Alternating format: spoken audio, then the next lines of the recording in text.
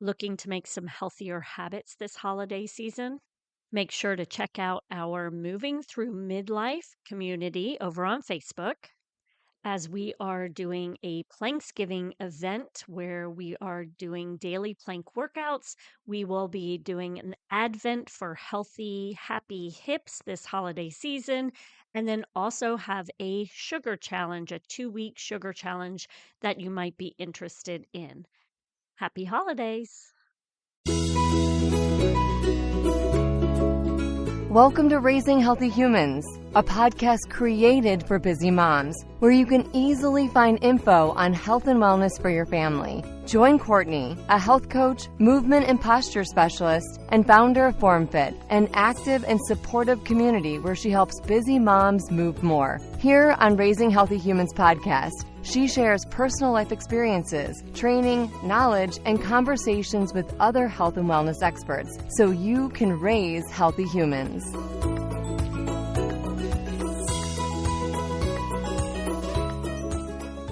Okay, today we are talking about fiber and our gut health. Okay, so when we think about gut health, we should also be thinking about fiber, and we want to focus on the fiber that doesn't create muckiness in the bowels. And I'm sorry to go there, but it's the truth.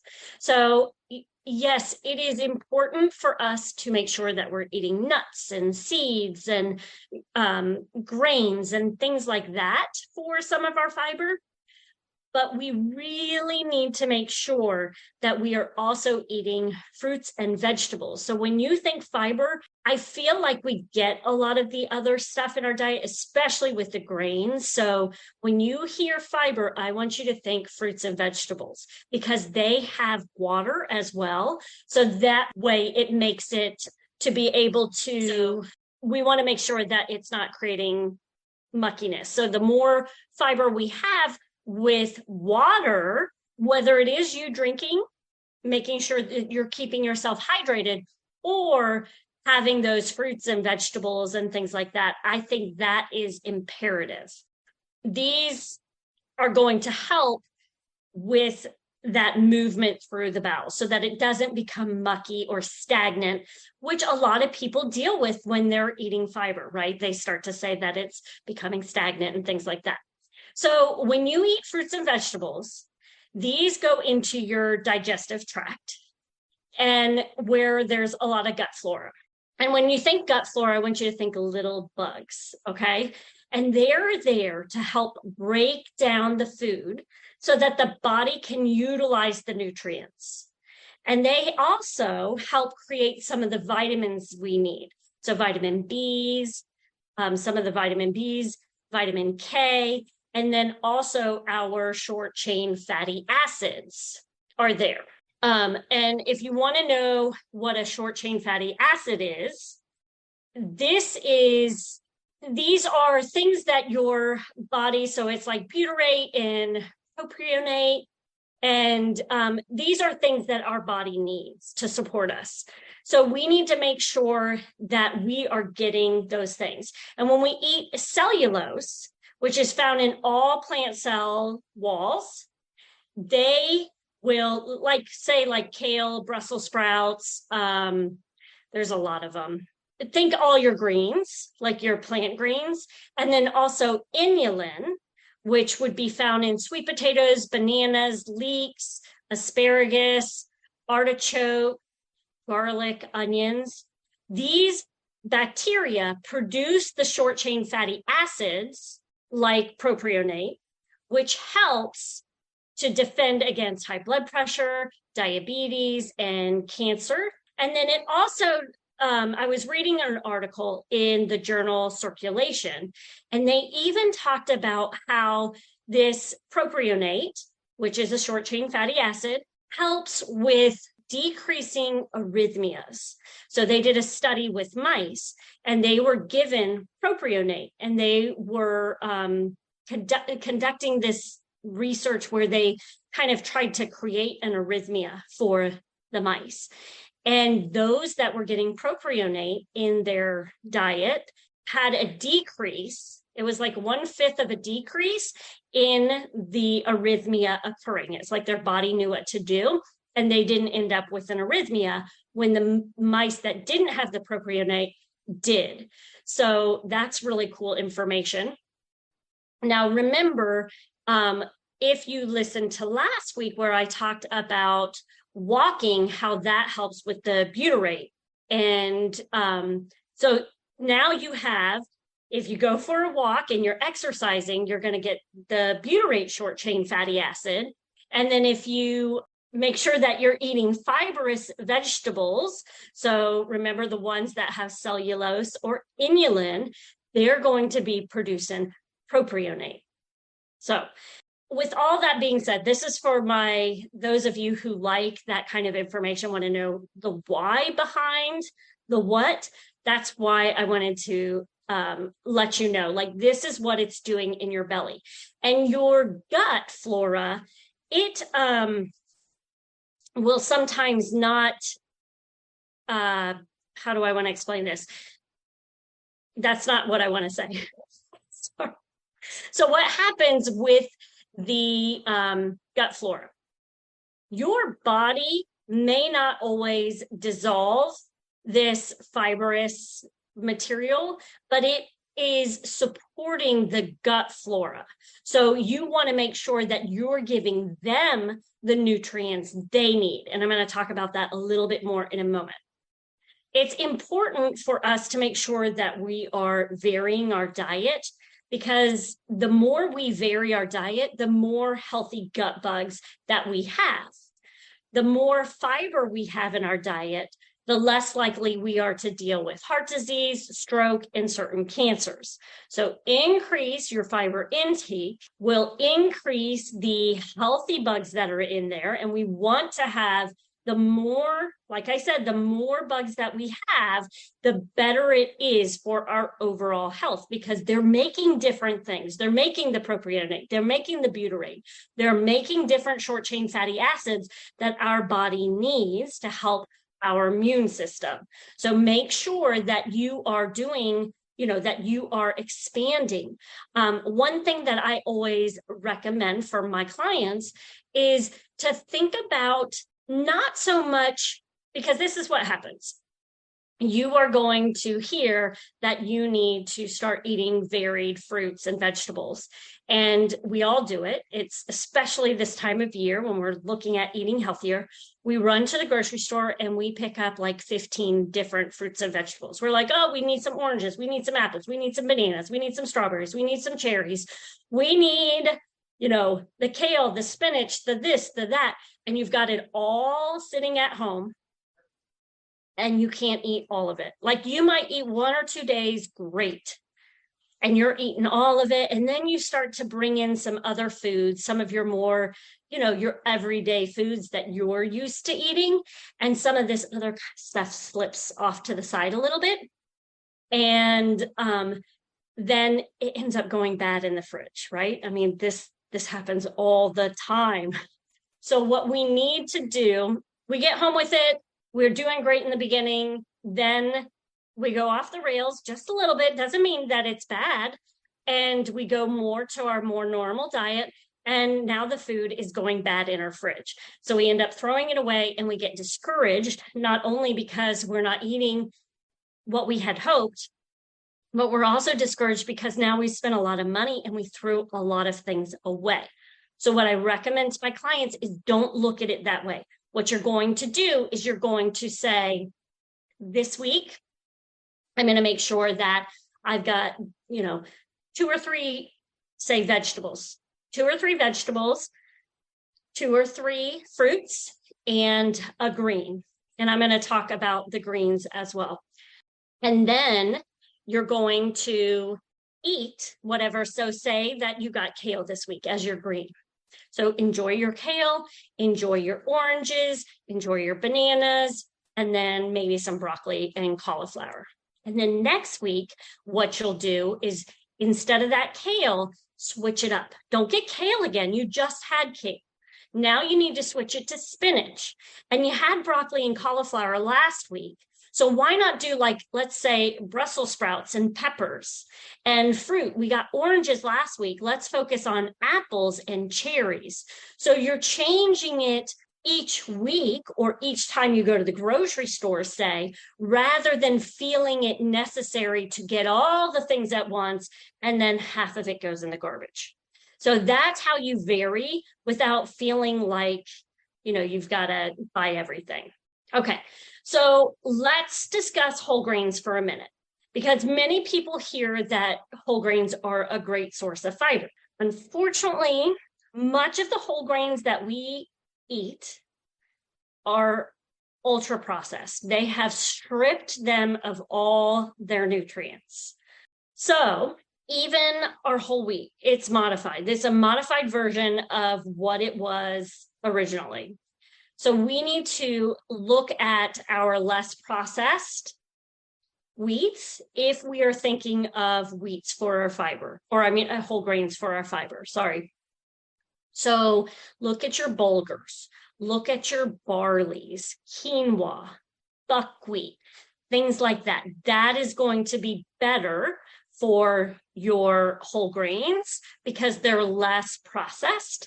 And usually some of them are going to be more expensive, but some of them are a lot less expensive. So look into that. Now, how much should we be eating with our fibers? I took this information down. It's based on dietary guidelines. And what I found interesting was that dietary guidelines state 14 grams of fiber for an adult when you just kind of look it up. But there was a study that Harvard did that stated for you to reduce the risk of disease, they would prefer you eat between 25 and 29 grams a day. Now, children 1 to 3 should eat 14, 4 through 8 should eat 18, and then everyone else should eat 25 to 29. Not difficult to do, but the goal is, as I mentioned before, focus on your fruits and vegetables for your whole grains, okay? We want to make sure that we are doing that. So the biggest thing the question I get the most from people is, I have fussy eaters, or maybe I don't like it myself. I don't like eating fruits and vegetables or whatever. What can I do? So things that I want you to think about is, can you make some dips to increase their veggie intake? Now, of course, I would prefer you to make like a homemade dip if at all possible, but I understand time is short.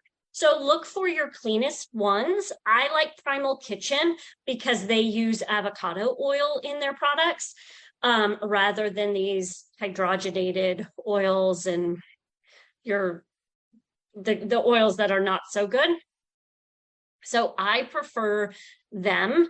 That is not to say that we don't have some of those dips in our house, because that's what the kids like. And you kind of have to, it's always weighing, what over what. And I feel like, yes, these dips might not be good, but if my goal is to get more fruits and vegetables in my kids, if I'm giving them a dip, one, usually high in fat, which is not a bad thing. It helps when there's fat, it helps the nutrients get to where it needs to go.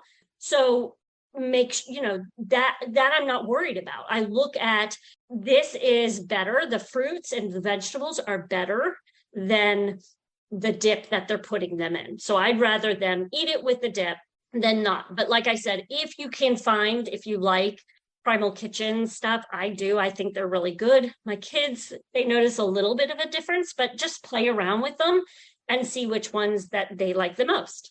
So the other thing, I have some recipes. I'll make sure to put a link for the blog where I talk about this really yummy piri dip that I use, and I'll pour that over top of my eggs, our scrambled eggs and stuff, over rice, things like that. And it's like a pepper dip or a pepper sauce that you can put. So even thinking about that, what can I add to something they already like that has some fruits and vegetables in it. Chimichurri is another one of my favorite things. So we make steak and potatoes, and they've got the chimichurri sauce. And that's, depending on how you make it, but parsley and cilantro are on those. So even those type of plant-based herbs are going to be great for that as well.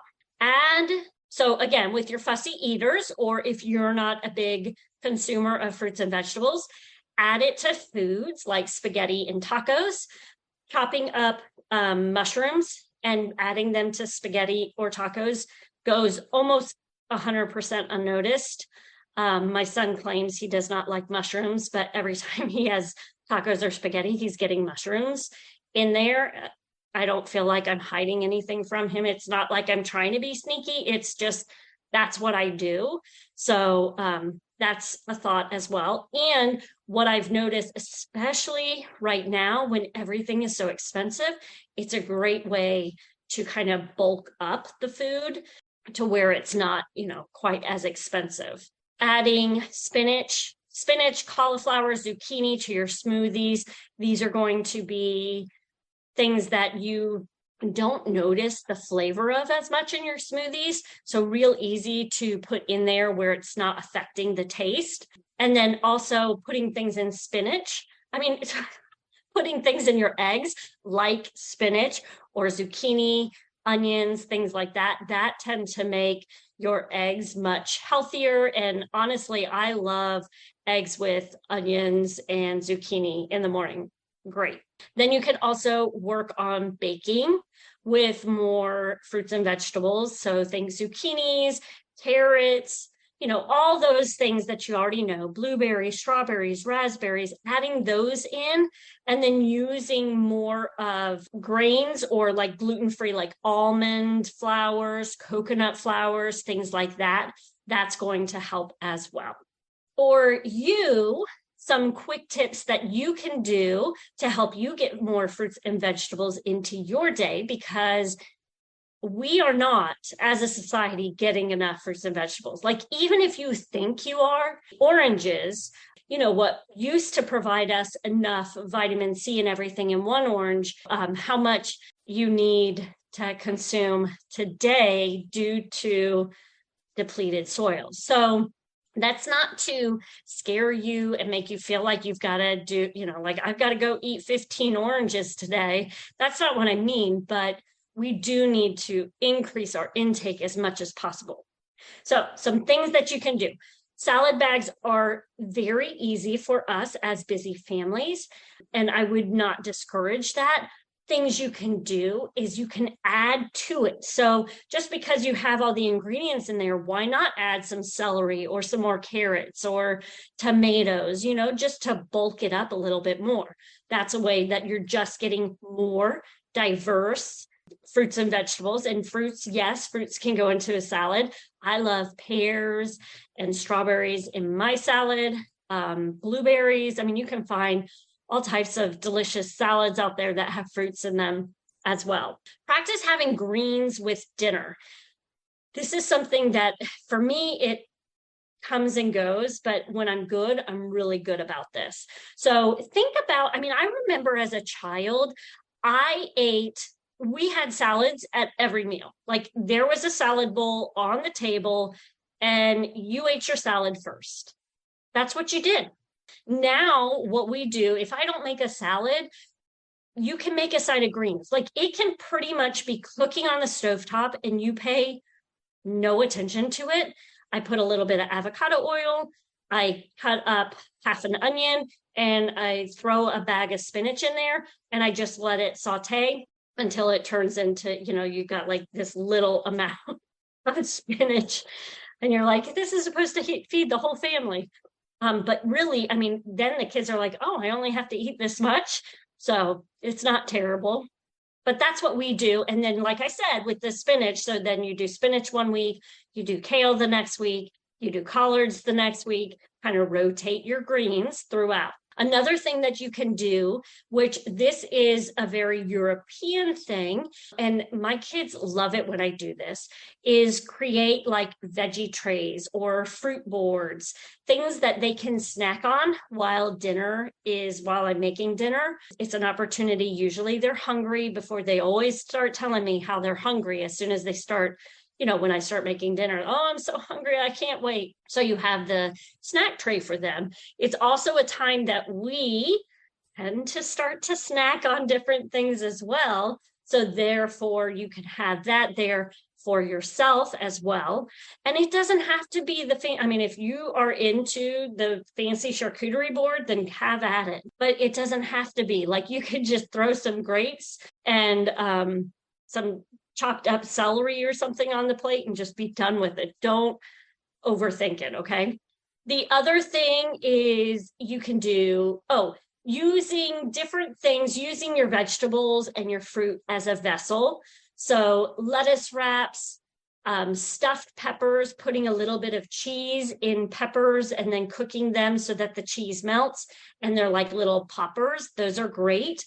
Avocado or zucchini boats. Avocado is a great one to use in the morning. I cook an egg inside of it, and that makes a great, fat with your protein. Even like dried apricots.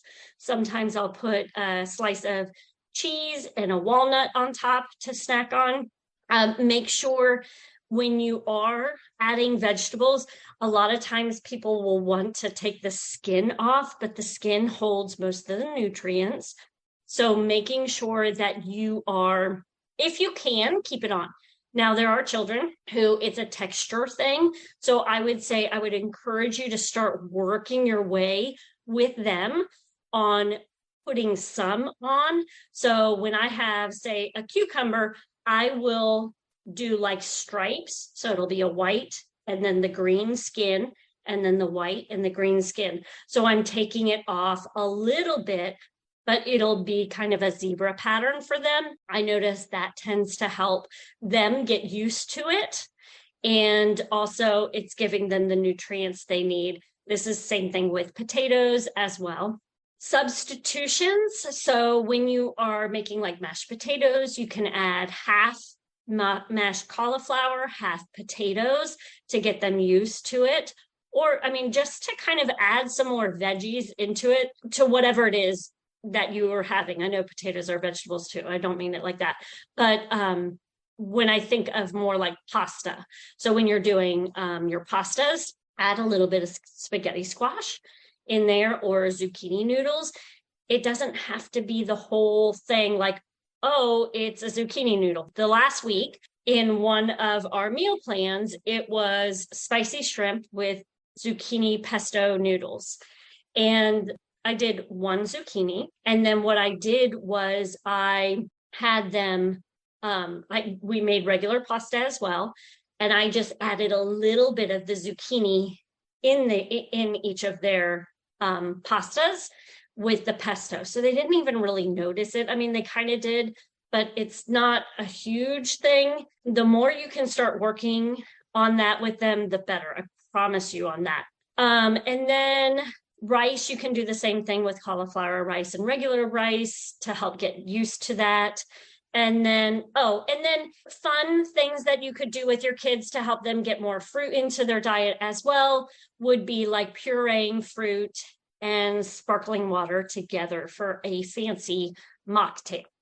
So hopefully that provides you with some ideas and some information. So that is all. I hope you all have a wonderful day and make sure to eat your fruits and vegetables this week. Thank you for taking time out of your day to listen to our podcast. We hope you found this information valuable and can incorporate it into your family's life. Make sure to check out our show notes for all the important links available. Come join us on Facebook at Moms Raising Healthy Humans community page. Also, don't forget to check out our wide range of memberships, family monthly focus ideas, challenges, live events, on-demand and live workouts, meal plans, and so much more. Head to formfitonline.com. And as always, keep moving.